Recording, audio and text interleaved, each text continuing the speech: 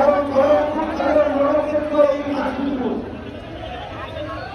এই রণক্ষেত্রে আমাদের সংগ্রামের সহযোগিতা আজকে আমরা এই বিপ্লবের গাজীপুরে আমাদের বিজয় পঞ্চান্ন করব।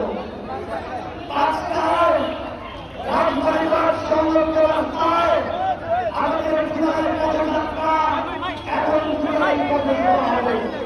সংগ্রামী সহযোদ্ধারা এই অভ্যুত্থানের সময়ে গাজীপুরকে বাংলাদেশের একটি রণক্ষেত্র। আপনারা ছিলেন সবচেয়ে সাহসী যোদ্ধা। আমাদেরকে এই গাজীপুরকে সকল সন্ত্রাসী থেকে মুক্ত করতে হবে। সকল খুনি ক্যাডারদের থেকে এই গাজীপুরকে মুক্ত করতে হবে। আমাদের প্রশাসনকে আইনশৃঙ্খলা রক্ষাকারী বাহিনীকে বলতে চাই, অভ্যুত্থান পরবর্তী বাংলাদেশে